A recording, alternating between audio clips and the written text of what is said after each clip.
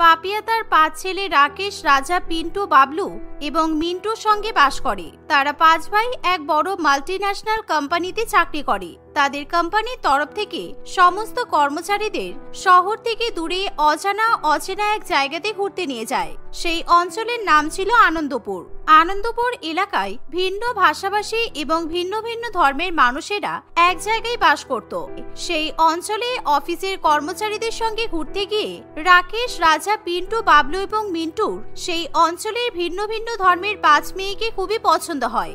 আর তারা তাদের বাড়িতে কিছু না জানিয়েই নিজেদের জীবনের অনেক বড় সিদ্ধান্ত গ্রহণ করে। তারা 5 ভাই প্রিয়াঙ্কা, মেরি, রিহা, আলিরা এবং ডালাই নামে 5 ভিন্ন ভিন্ন ধর্মের মেয়েকে বিয়ে করে বাড়িতে নিয়ে আসে। মা, আমরা জানি না তুমি আমাদের সিদ্ধান্ত মেনে নেবে কিনা। আমরা আলাদা ধর্মের 5টা মেয়েকে বিয়ে করে বাড়িতে এনেছি। আমরা জানি তোমাকে না জানি আমরা অনেক বড় ভুল করেছি। এখন তোমার কি সিদ্ধান্ত তুমি সেটা বলো। তুমি কি এদেরকে মেনে নিতে পারবে? তোরা যখন বিয়ে করেই ফেলেছিস তখন তো আমি আর কিছু বলতেই পারবো না। তবে বিয়ে করার আগে যদি আমার কাছ থেকে অনুমতি নিতিস তখন হয়তো আমি কিছু সিদ্ধান্ত দিতে পারতাম। তবে এটা তোরা ভালো করেই জানিস আমি নিজের ধর্মের সঙ্গে সঙ্গে অন্যান্য ধর্মকেও যথেষ্ট বেশি সম্মান করি, শ্রদ্ধা করি। কারণ আমার মতে পৃথিবীর শ্রেষ্ঠ ধর্ম হচ্ছে মানব ধর্ম। তাই এরা যদি নিজেদের ধর্মের পাশাপাশি আমার ধর্মকেও সম্মান করে, শ্রদ্ধা করে, তাহলে এদেরকে মেনে নিতে আমার কোনো অসুবিধা নেই। হ্যাঁ মা, তুমি চিন্তা করো না। এরা 5 জনই ভীষণ ভালো আর এরা তোমার সব কথা শুনবে। তবে এরা যেহেতু এক পরিবেশ থেকে অন্য পরিবেশে এসেছে, এদেরকে মানিয়ে নিতে একটু সমস্যা হতে পারে। আশা করছি এদেরকে বুঝিয়ে বললে এরা সবই বুঝতে পারবে। বেশ ভালো, কোনো অসুবিধা নেই। আমি শুধুমাত্র শান্তিতে থাকতে চাই। আমার বাড়িতে শান্তি বজায় থাকলে আমার কোনো আপত্তি নেই। আর কিছুদিন পরেই তো ঈদ। এমনিও আমি ভেবেছিলাম ঈদের পরেই তোদের বিয়েটা দিয়ে দেব, কিন্তু আমাকে কিছু করতেই হলো না। আর এই যে তোমরা যাও, নিজেরা নিজেদের ঘরে যাও, বিশ্রাম করো। কালকে সকালে উঠে বাকি কথা হবে। শাশুড়ি মায়ের কথা শুনে প্রিয়াঙ্কা, মেরি, রিহা এবং আলিরা সেখান থেকে নিজের নিজের ঘরে চলে গেলেও ডালাই তখনও পর্যন্ত সেখানে দাঁড়িয়ে থাকে। আর এই দেখে পাপিয়া প্রচন্ড পরিমাণে অবাক হয়। কি হলো, তুমি এখনো পর্যন্ত দাঁড়িয়ে আছো কেন? কি সমস্যা তোমার? আমি তো বললাম তোমাদেরকে নিজের নিজের ঘরে যেতে। আমার এখন রান্নাঘরে একটু কাজ আছে। যাও যাও। আমি জানি এখন আপনার রান্নাঘরে কি কাজ আছে। এখন তো আপনাদের রোজা চলছে, তাই না? আপনি নিশ্চয়ই সেহরির জন্য খাবার রান্না করবেন, তাই তো? আপনি যদি কিছু মনে না করেন তাহলে কি আমি আপনার রান্নার কাজে আপনাকে সাহায্য করতে পারি? আপনার অসুবিধা না থাকলে কি কি রান্না করতে হবে আমাকে বলতে পারেন, আমি নিজেই রান্না করে দেব। ডালাইয়ের কথা শুনে তার শাশুড়ি মা প্রচন্ড পরিমাণে অবাক হয়। তুমি এত কিছু কিভাবে জানলে? তুমি আলাদা ধর্মের মেয়ে হয়ে আমাদের ধর্ম সম্পর্কে তোমার তো বেশ ভালোই জ্ঞান আছে দেখছি। তুমি কি করে জানলে আমি এখন সেহরির জন্য খাবার রান্না করব? এগুলো জানা তো কোনো ব্যাপার নয় মা। আসলে আমি যখন পড়াশোনা করতাম তখন হোস্টেলে আমার একটা মুসলিম রুমমেট ছিল। ওর সঙ্গে যখন থাকতাম তখন ওর কাছ থেকে আপনাদের ধর্ম সম্পর্কে আমি অনেক কিছুই জেনেছি। যখন ও হোস্টেলে থাকতো তখন রাত্রিবেলা ডিনার করার পর সেহরির জন্য খাবার তৈরি করে রেখে তারপর ঘুমাতো। তাই আমি ভাবলাম আপনিও হয়তো রোজা করেন আর এখন আপনি রান্না করবেন। পাপিয়া ডালাইয়ের মুখে এমন কথা শুনে প্রচন্ড পরিমাণে খুশি হয়। এভাবে শ্বশুর বাড়িতে 5 বৌমা আসা মাত্রই পাপিয়া দেবী তার 5 বৌমার মধ্যে খুব ভালো মতো পার্থক্য বুঝতে পারে। তারা 5 জনে আলাদা ধর্মের হলেও ডালাই তার শাশুড়ি মায়ের প্রতি যথেষ্ট সম্মান এবং শ্রদ্ধা দেখায়। সেদিন রাত্রিবেলা সে তার শাশুড়ি মায়ের জন্য সেহরির খাবার রান্না করে। আবার পরের দিন সকালবেলা থেকে সে বাড়ির সমস্ত কাজকর্ম একা একাই করতে থাকে। কি হলো শাশুড়ি মা, আপনি আমাদেরকে ডাকলেন কেন? এই গরমের মধ্যে আমরা বেশ এসির মধ্যে শুয়েছিলাম।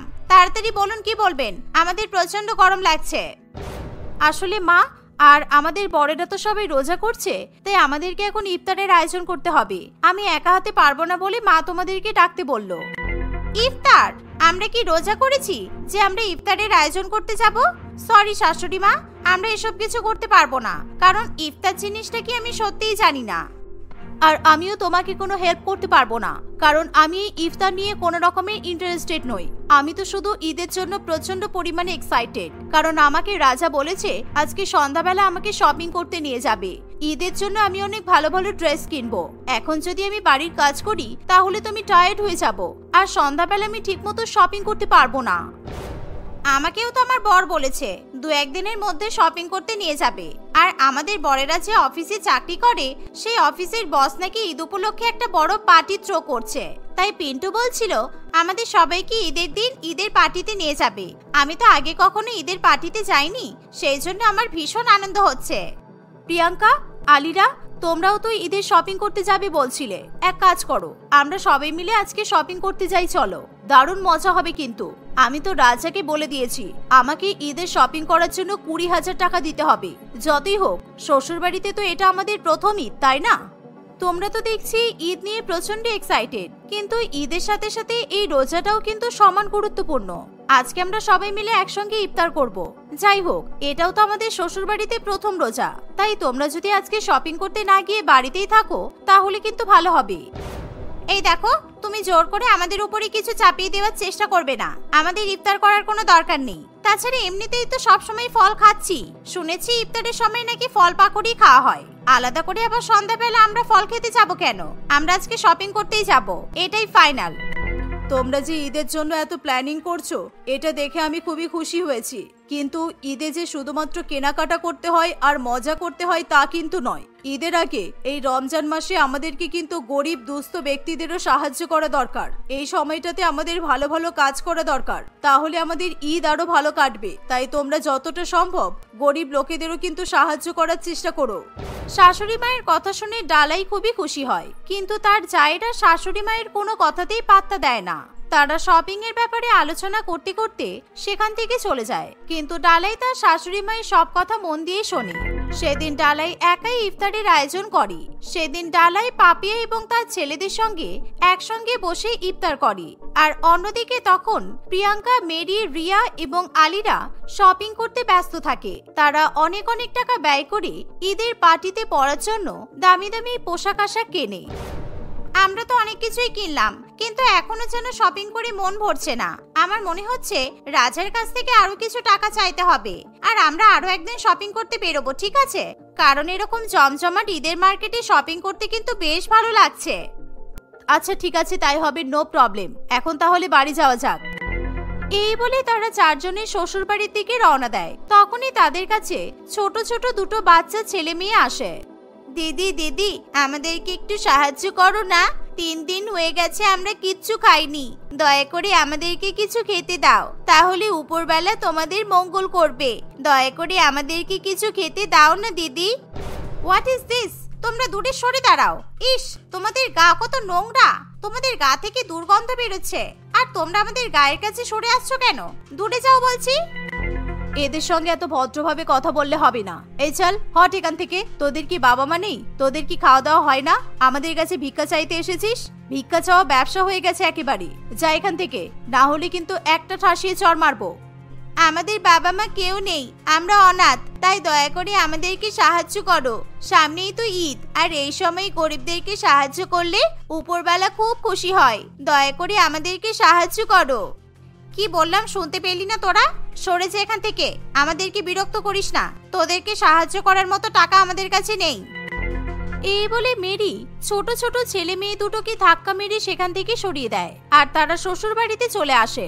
এভাবেই 2-1 দিন কাটে। প্রিয়াঙ্কা, মেরি, রিহা এবং আলিরা সবসময় ঈদের প্ল্যানিং করতে ব্যস্ত থাকে। ঈদে কোন জামা কাপড় পরবে, সেই জামার সঙ্গে কি জুয়েলারি পরবে, কেমন জুতা পরবে, আর কোথায় কোথায় ঘুরতে যাবে, এগুলোই থাকে তাদের আলোচ্য বিষয়। কিন্তু ডালাই ছিল সম্পূর্ণ আলাদা। সেও তাদের মতো আলাদা ধর্মের হলেও তার চিন্তাধারা এবং মানসিকতা যথেষ্ট উচ্চ ধরনের ছিল, তাই ডালাইয়ের সঙ্গে তাদের কোনো রকমের মিল হয় না। এভাবেই প্রায় 1 সপ্তাহ কাটে। আচ্ছা বৌমা, ওরা তো সবাই ঈদের জন্য খুবই কেনাকাটা করছে, প্রত্যেক দিনই শপিং করতে বেরিয়ে যাচ্ছে, কিন্তু তুমি তো কোনো কেনাকাটা করছো না। ঈদের জন্য তো তোমাকেও নতুন জামা কিনতে হবে। আমরা ঈদের দিন কিন্তু সবাই নতুন জামা পরি।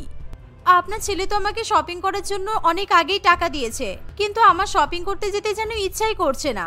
আপনি আমার সঙ্গে চলুন না মা, আমরা দুজনে শপিং করে আসবো। ওদের সঙ্গে যেতে আমার ভালো লাগে না বলে আমি ওদের সঙ্গে যাই না। ঠিক আছে, তাহলে আজকে সন্ধ্যাবেলা ইফতারের পর তুমি আর আমি শপিং করতে যাব। এই শুনে ডালাই খুবই খুশি হয়। সন্ধ্যাবেলা পাপিয়া তার ছোট বৌমা ডালাইকে নিয়ে শপিং করতে বেরিয়ে পড়ে, কিন্তু শপিং মলে ঢোকার আগে ডালাই সেখানে ছোট ছোট বাচ্চাদেরকে নিয়ে একটা পরিবারকে দাঁড়িয়ে ভিক্ষা করতে দেখে। তাদেরকে দেখে ডালাইয়ের খুবই মায়া হয়, তাই ডালাই তাদের দিকে সাহায্যের হাত বাড়ায়। ডালাই তার শাশুড়ি মায়ের কাছ থেকে অনুমতি নিয়ে সেই গরিব পরিবারের জন্য অনেক কিছু খাবার কেনে, আর সেই সাথে ঈদ উপলক্ষে তাদের জন্য নতুন নতুন জামা কাপড়ও কিনে দেয়। ডালাইয়ের এমন ভালো মানসিকতা দেখে তার শাশুড়ি মা প্রচন্ড পরিমাণে খুশি হয়। সত্যি বৌমা, আজকে তুমি আমার মন জয় করে নিলে। তোমরা আলাদা ধর্মের মেয়ে বলে এতদিন পর্যন্ত আমার মনে একটু হলেও অনুশোচনা ছিল, কিন্তু আজকে তোমার ভালো মানসিকতা দেখে, গরিব মানুষদের প্রতি তোমার মায়া মমতা ভালোবাসা দেখে আমি আজকে খুবই আপ্লুত। আমার বাকি বৌমাগুলোও যদি তোমার মতো হতো তাহলে আমার কোনো দুঃখ থাকতো না, কারণ সব ধর্মের উপরে আছে মানব ধর্ম, তাই মানুষকে সাহায্য করা আমাদের কর্তব্য। জানেন মা, এর আগে আমি কখনো কোনো গরিব ব্যক্তিকে সেভাবে সাহায্য করিনি, কিন্তু আজকে এনাদেরকে সাহায্য করে আমার খুবই ভালো লাগছে। একটা আলাদাই অনুভূতি, আমি আপনাকে বোঝাতে পারবো না। ডালাইয়ের কথা শুনে তার শাশুড়ি মা খুবই খুশি হয়ে ডালাইকে একটা সুন্দর জামা কিনে দেয়। এভাবেই সময় কাটতে থাকে। ঈদের আগের দিন ডালাই তার শাশুড়ি মায়ের সঙ্গে গরিবদেরকে সাহায্য করতে বেরিয়ে পড়ে, আর সেই সময় বাড়ির ছেলেরাও অফিসে থাকে। বাড়িতে তখন শুধুমাত্র প্রিয়াঙ্কা, মেরি, রিহা এবং আলিরা ছিল। এমন সময় হঠাৎ করে তাদের বাড়িতে কোনো কারণে আগুন লেগে যায়। ধীরে ধীরে সেই আগুন সারা বাড়িতে ছড়িয়ে পড়ে। এর ফলে তারা চার বউ সেই আগুনের মধ্যে আটকে যায়। একি, হঠাৎ বাড়িতে আগুন কিভাবে লাগলো? কি সর্বনাশ! আমরা এখন এখান থেকে বেরোতে পারবো না। মনে হচ্ছে আমাদের আর ঈদ কাটানো হবে না। আজকে আমরা মারা যাব। বাঁচাও, বাঁচাও! কে আছো? আমাদেরকে বাঁচাও! ঠিক এমন সময় সেখানে ডালাই তার শাশুড়ি মায়ের সঙ্গে বাড়িতে ফিরে আসে। ডালাই তার জায়েদেরকে জ্বলন্ত বাড়ির মধ্যে আটকে যেতে দেখে কোনো কিছু চিন্তা না করেই সে তার জায়েদের প্রাণ বাঁচানোর জন্য এগিয়ে আসে। ডালাই কোনো রকমে জ্বলন্ত বাড়ির মধ্যে প্রবেশ করে, কিন্তু ততক্ষণে আগুন আরো চারিদিকে ছড়িয়ে পড়ে। এর ফলে ডালাইও তার জায়েদের সঙ্গে সেখানেই আটকে যায়। তারা সবাই মিলে ভয়ে প্রচন্ড পরিমাণে কান্নাকাটি করতে থাকে। এমন সময় ডালাই শুধুমাত্র উপরওয়ালার কাছে প্রার্থনা করতে থাকে, হে উপরওয়ালা, তুমি আমার জায়েদেরকে বাঁচিয়ে নাও। দরকার হলে তুমি আমার প্রাণ নিয়ে নাও, কিন্তু তুমি এদেরকে বাঁচিয়ে নাও। আমি যদি এতদিনে কোনো ভালো কাজ করে থাকি তাহলে দয়া করে তুমি আমার প্রার্থনা শুনে নাও। তুমি দয়া করে এদেরকে বাঁচিয়ে নাও। এমন সময় হঠাৎ করে সেখানে ফায়ার ব্রিগেড চলে আসে, আর কিছুক্ষণের মধ্যেই ফায়ার ব্রিগেডের সক্রিয় প্রচেষ্টার মাধ্যমে বাড়ির আগুন নেভাতে তারা সক্ষম হয়। এর ফলে পাঁচ বৌমার হাত পা কিছুটা পুড়ে গেলেও তারা প্রাণে রক্ষা পায়।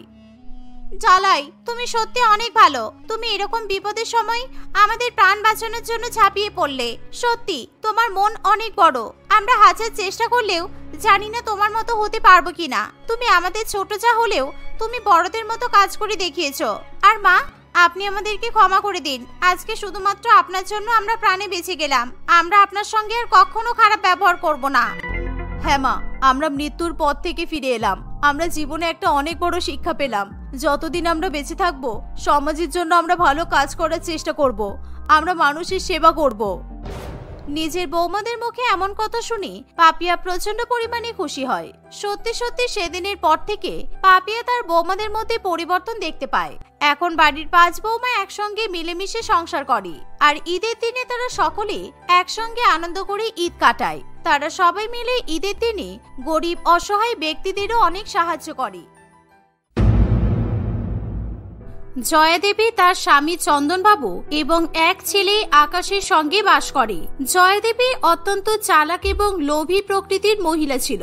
ছেলে বড় হলে সে চিন্তা করে যে নিজের ছেলের সঙ্গে সে বড়লোক ঘরের মেয়েরই বিয়ে দেবে, আর বিয়ের পর বড়লোক বৌমা নিজের বাবার কাছ থেকে টাকা পয়সা, গহনাগাটি এবং নানান জিনিসপত্র যৌতুক হিসেবে নিয়ে আসবে। তাই সে আকাশের জন্য সম্বন্ধ খুঁজতে শুরু করে দেয়। কিন্তু আকাশ মনে মনে পছন্দ করে এক গরিব ঘরের মেয়ে শ্রেয়াকে। কলেজে পড়াকালীন তাদের বন্ধুত্ব গড়ে উঠলেও আকাশ তার মায়ের রাগী স্বভাবের কারণে শ্রেয়ার কথা বাড়িতে জানাতে পারে না। শ্রেয়া, আমি আর আমাদের সম্পর্কের কথা আমার মা বাবার কাছে লুকিয়ে রাখতে পারছি না। আমাদের সম্পর্ক নিয়ে আমার বাবা কোনো সমস্যা না করলেও মা কিন্তু অনেক সমস্যা করতে পারে। তাই চলো আমি আর তুমি বাবার মতামত নিয়ে বিয়েটা করে ফেলি। আমি আমার শাশুড়ি মায়ের আশীর্বাদ ছাড়া কিছুতেই বিয়ে করতে পারবো না আকাশ। তুমি যদি ওনাকে না জানিয়ে বিয়ে করো তাহলে উনি মনে মনে ভীষণ কষ্ট পাবেন, আর মায়ের মনে কষ্ট দিয়ে সুখে শান্তিতে সংসার করা যায় না। আমি অন্তত সেটা করতেই পারবো না। তুমি কেন জেদ করছো শ্রেয়া? আমার উপর ভরসা রাখো। বিয়ের পর ঠিকই আমি আমার মাকে ম্যানেজ করে নেব, কিন্তু এখন যদি তোমার সাথে আমার বিয়ে না হয় তাহলে আমাদের জীবনে অনেক বড় ক্ষতি হয়ে যাবে। কারণ তোমার বাবা মা তোমাকে অন্য কারোর সাথে বিয়ে দিয়ে দিলে আমি কিছুতেই বাঁচতে পারবো না। আকাশ জেদ করায় শ্রেয়া বিবাহ বন্ধনে আবদ্ধ হতে রাজি হয়। আকাশ নিজের বাবাকে এই বিষয়ে জানালেও মাকে ভয়ের চোটে কিছুই জানাতে পারে না। কিছুদিনের মধ্যে সে শ্রেয়ার সঙ্গে রেজিস্ট্রি অফিসে যায় আর কাগজ কলমে আইনিভাবে সই করে আকাশ এবং শ্রেয়ার বিবাহ সম্পন্ন হয়। এভাবেই আকাশ এবং শ্রেয়া চন্দনবাবুর সঙ্গে বাড়িতে গিয়ে পৌঁছায়। সেখানে আগে থেকেই জয়াদেবী বৌবরণ করার থালা নিয়ে দাঁড়িয়ে থাকে। তবে তার এরকম রূপ দেখে আকাশ এবং চন্দনবাবু দুজনেই অবাক হয়। জয়াদেবী সকলের সঙ্গে অত্যন্ত ভালো ব্যবহার করে, বিশেষ করে নতুন বউ শ্রেয়ার সঙ্গে। গরিব বউকে আদর করে সে শ্বশুর বাড়িতে বরণ করে তোলে। আসলে যখন আকাশ এবং শ্রেয়া রেজিস্ট্রি ম্যারেজ করে ফিরছিল, তখন জয়াদেবীর এক প্রতিবেশী তাদেরকে দেখে ফেলে আর সেই মুহূর্তে জয়াদেবীকে ফোন করে সব ঘটনা জানিয়ে দেয়। আমার ছেলে কিনা শেষ পর্যন্ত একটা গরিব ঘরের মেয়েকে বিয়ে করলো, তাও আবার আমার অমতে গিয়ে। আমার প্রথম থেকে শ্রেয়াকে মোটেই পছন্দ নয়। আমি কিছুতে এই খবর সহ্য করতে পারছি না। এখন যদি এই গরিব নতুন বউয়ের সঙ্গে আমি খারাপ ব্যবহার করি, তাহলে আমার ছেলে আমার থেকে দূরে চলে যাবে। সুতরাং আমাকে অন্য পদ্ধতিতে ওই মেয়েকে বাড়ি থেকে বের করতে হবে। ঠিক এমনই ভাবনা চিন্তা করে জয়াদেবী শ্রেয়ার সঙ্গে একেবারে মিষ্টি চিনির মতো ব্যবহার করে আর মনে মনে গরিব বউকে বাড়ি থেকে তাড়ানোর ফোন দিয়ে আটতে থাকে। প্রত্যেকেই জয়াদেবীর এই পরিবর্তন দেখে মনে মনে খুবই খুশি হয়। আমার ছেলে যখন তোমাকে বিয়েই করেছে, তখন আর তোমার উপর আমার কোনো রাগ নেই। তুমি আমাদের সংসারে মানিয়ে গুছিয়ে চললে আমি খুব খুশি হব। তুমি হয়তো আমাদের জন্য অনেক অনেক টাকা জিনিসপত্র যৌতুক হিসেবে নিয়ে আসতে পারোনি, কিন্তু তাই বলে আমি কখনো তোমার সঙ্গে খারাপ ব্যবহার করব না। মা, তুমি সত্যিই আমাদের এই বিয়েটা মেনে নিয়েছো? তুমি খুব ভালো মা। দেখেছো শ্রেয়া, তুমি বেকার বেকার ভয় পাচ্ছিলে। আমি জানতাম আমার মা সবসময় আমার খুশিকে প্রাধান্য দেয়। হ্যাঁ শেয়ার, বলতে কি গো, তুমি দাঁড়িয়ে আছো কেন? 3 দিন পরে একটা রিসেপশন পার্টির আয়োজন করতে হবে। হ্যাঁ, আমি সব ব্যবস্থা করে দিচ্ছি জয়া। এই বলে চন্দনবাবু এবং আকাশ রিসেপশন পার্টির সমস্ত ব্যবস্থাপনা করতে ব্যস্ত হয়ে পড়ে। যে করেই হোক এই বদমাইশ মেয়েটাকে বাড়ি থেকে তাড়াতেই হবে, না হলে ও আমার কাছ থেকে আকাশকে কেড়ে নেবে আর এই সংসারে জাকিয়ে বসবে, যা আমি মোটেই হতে দেব না। পাখি দানা খেয়ে ফুরুত করে উড়ে যাওয়ার আগেই তার ডানা আমি কেটে দেব। এভাবেই দেখতে দেখতে 2 দিন কাটে। ইতিমধ্যে জয়াদেবী সকলের সামনে নিজের বৌমার সঙ্গে খুবই ভালো ব্যবহার করতে থাকে। আর যখনই চন্দনবাবু এবং আকাশ কোনো কাজে বাইরে চলে যায়, তখনই সে তার আসল রূপ দেখায়।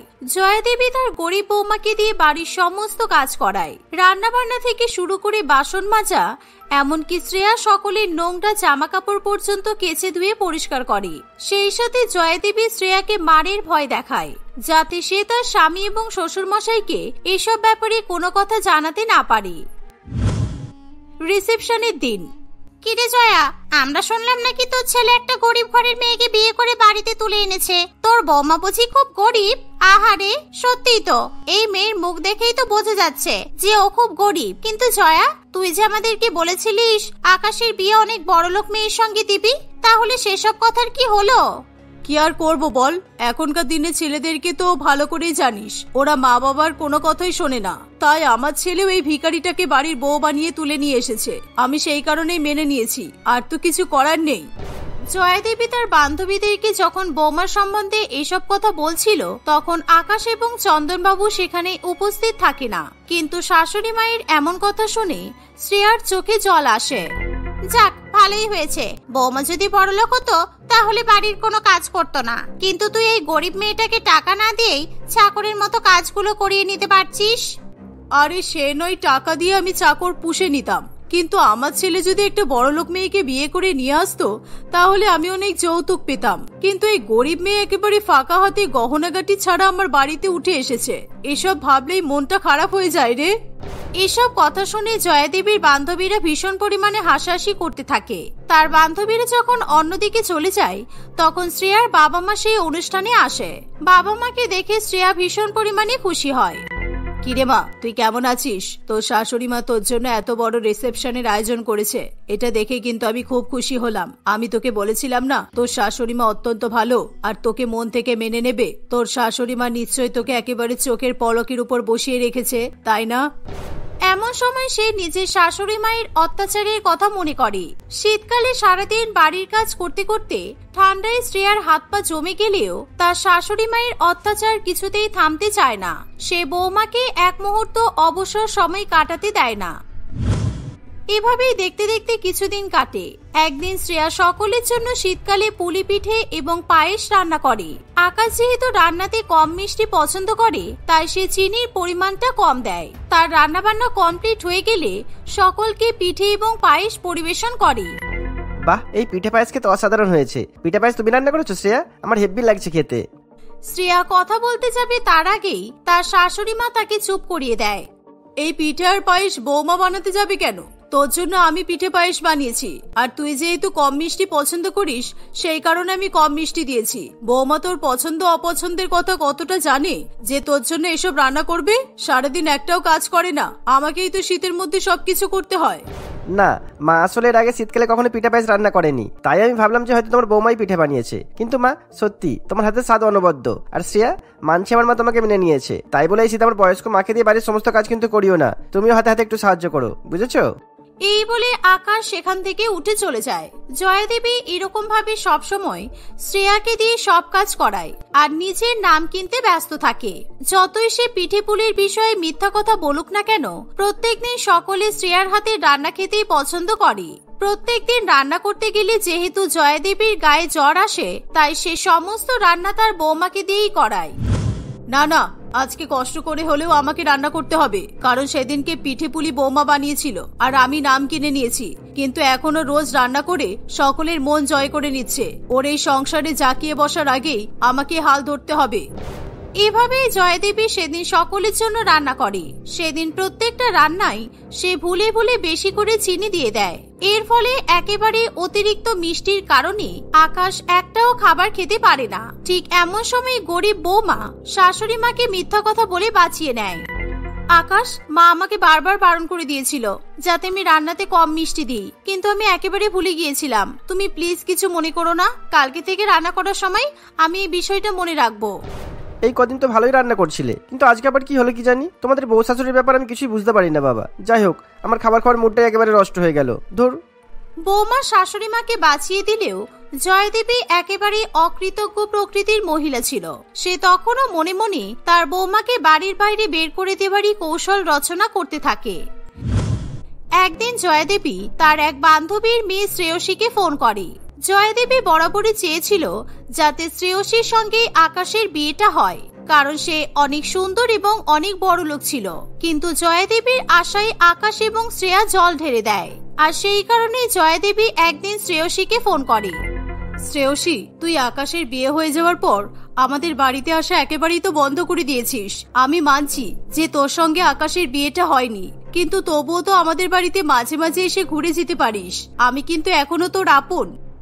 জয়াদেবীর এমন কথা শুনে শ্রেয়সী ভীষণ পরিমাণে খুশি হয়। নিজের ব্যাগ বাক্স গুছিয়ে শ্রেয়সী জবাদেবীর বাড়িতে থাকতে চলে আসে। শ্রেয়া তার সঙ্গে অত্যন্ত ভদ্র ব্যবহার করে, কিন্তু তার শাশুড়ি মেয়ে এবং শ্রেয়সী দুজনে মিলে শ্রেয়ার পেছনে উঠে পড়ে লেগে যায়।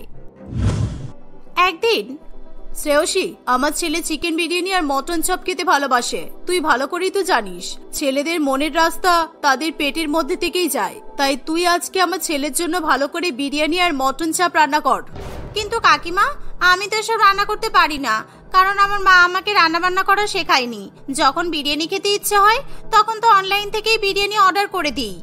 আরে তুই চিন্তা করছিস কেন? আমার বৌমা রান্নাঘরে রান্না করছে, যা তুই ওকে গিয়ে এসব রান্না করার কথা বলে দে, দেখবি ও ঠিক রান্না করে দেবে। আর নাম কেনার সময় তুই নিজের নাম বলে চালিয়ে দিবি। আমি তো এরকমই করি। এই কথা শুনে শ্রেয়সী রান্নাঘরে চলে যায়। সে মিষ্টি মিষ্টি কথা বলে শ্রেয়াকে পটিয়ে ফেলে। যেহেতু শ্রেয়সী বিরিয়ানি এবং চাপের প্রতি ভালোবাসার কথা প্রকাশ করে, তাই শ্রেয়া শ্রেয়সীর জন্য চিকেন বিরিয়ানি এবং মটন চপ রান্না করতে শুরু করে দেয়। ঠিক এমন সময় বাথরুম থেকে একটা চিৎকার কানে আসে। শ্রেয়া দৌড়ে গিয়ে দেখে যে তার শাশুড়ি মা পা পিছলে বাথরুমে পড়ে আসে। বৌমা, আমি বাথরুমে এসে সার্ফের জলে পা পিছলে পড়ে গেছি। আমার বোধহয় কোমরের হাড় ভেঙে গেছে। তুমি এক্ষুনি ডাক্তার ডেকে নিয়ে এসো। ডাক্তারবাবু এসে জয়দেবীর চিকিৎসা করে এবং তাকে 3 মাসের জন্য বেড রেস্ট করতে বলে। এমনকি তার হাঁটাচলা করে বাথরুম পর্যন্ত যাওয়া বারণ করে দেয়। তাই খাটের পাশে তার মলমূত্র ত্যাগ করার ব্যবস্থা করা হয়। এমন সময় জয়দেবীর নিজের বৌমাকে বাড়ি থেকে তাড়ানোর একটা সুবর্ণ সুযোগ পেয়ে যায়। শ্রেয়সী, তুই এখন ভালো করে আমার সেবা যত্ন কর, তাহলে খুব সহজেই তুই আমার ছেলের মনটা জয় করতে পারবি। আর ওই বদমাইশ শ্রেয়াকে এখন আমার ধারে কাছেও ঘেঁষতে দিবি না, কেমন? শ্রেয়সী প্রথমে জয়দেবীর কথাতে রাজি হয়ে যায়। তাই সে জয়দেবীর হালকা হালকা সেবা করতে শুরু করে। কিন্তু একদিন জয়দেবী ভুল করে বিছানায় টয়লেট করে ফেলে। সেই সময় শ্রেয়সী জয়দেবীর মূত্র পরিষ্কার করতে ভীষণ পরিমাণে ঘৃণা পায়। কাকিমা, আমি এসব করতে পারবো না। আপনাকে জল খাইয়ে দেওয়া আর ওষুধ খাইয়ে দেওয়া পর্যন্ত ঠিক ছিল, কিন্তু এই শীতের মধ্যে আমি আপনার মলমূত্র পরিষ্কার করতে পারবো না। আমার এই বাড়ির বউ হয়ে আসার কোনো দরকার নেই, আমি চললাম। এই বলে শ্রেয়সী সেখান থেকে চলে যায়। কিন্তু শ্রেয়া ঘরে ঢুকে যখন দেখে তার শাশুড়ি মা সারা রাত ওরকম ভেজা বিছানায় শীতের মধ্যেই শুয়েছিল, তখন সে নিজের হাতে সবকিছু পরিষ্কার করে। এমনকি শাশুড়ি মায়ের ভীষণ পরিমাণে সেবা যত্নও করে। এমন সেবা পেয়ে জয়দেবীর চোখে জল চলে আসে, কারণ সে শ্রেয়াকে ভীষণ পরিমাণে উত্ত্যক্ত করেছে। কিন্তু শ্রেয়া নিজের শাশুড়ি মাকে ভালোবেসে তাকে সুস্থ করে তুলতে প্রচেষ্ট হয়। আমাকে ক্ষমা করে দাও বৌমা, আমি তোমার সঙ্গে অনেক ভুল করেছি, কিন্তু তুমি আমাকে সুস্থ করে তুলেছো। তোমাকে অনেক অনেক ধন্যবাদ। জয়দেবী আর কখনো শ্রেয়াকে বিরক্ত করে না। শাশুড়ি মা ও বৌমা সুখে শান্তিতে মিলেমিশে সংসার করতে থাকে।